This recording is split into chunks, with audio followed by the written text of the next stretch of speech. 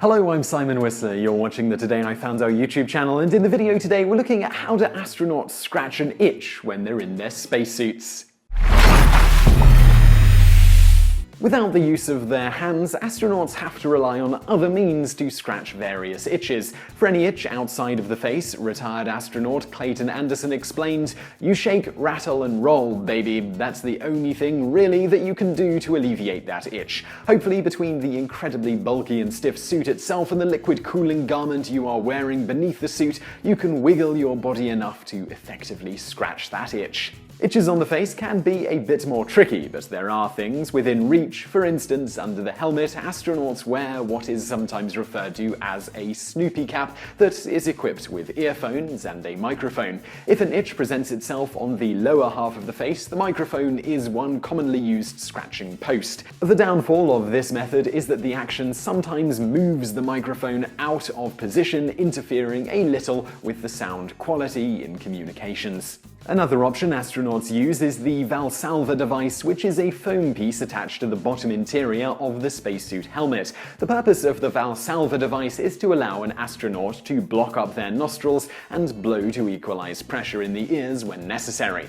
Beyond its intended purpose, the foam block is a handy device for scratching an itch. Of course, you could potentially get a little snot rubbed on the itchy spot if you've previously used the humps on the Valsalva to stopper your nose, but desperate times and all of that. A third option to address facial issues is a strategically placed piece of Velcro. This was particularly used during the Apollo missions, and note, contrary to popular belief, Velcro was not invented by NASA nor specifically for use in the space program. The astronauts would typically place the Velcro on the little feed port flap that is held closed via the pressure in the suit when out in space. Apollo 17 astronaut Harrison Schmitt noted, "Everybody seemed to agree that you needed that Velcro."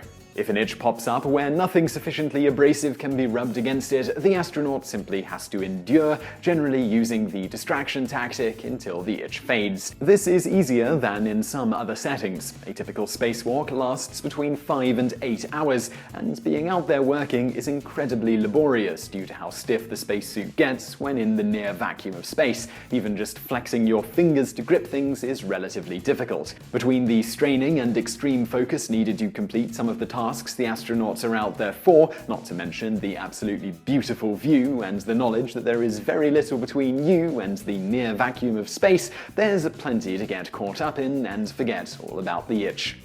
So I really hope you found that video interesting. If you did, please do give us a like below, and do subscribe to our channel for brand new videos just like this. Also, below this video you'll find various sharing links, so if you would like to share this video with a friend, please use one of those to do so. Over there on the right are a couple of other videos you'll probably enjoy if you enjoyed this one, and thank you for watching.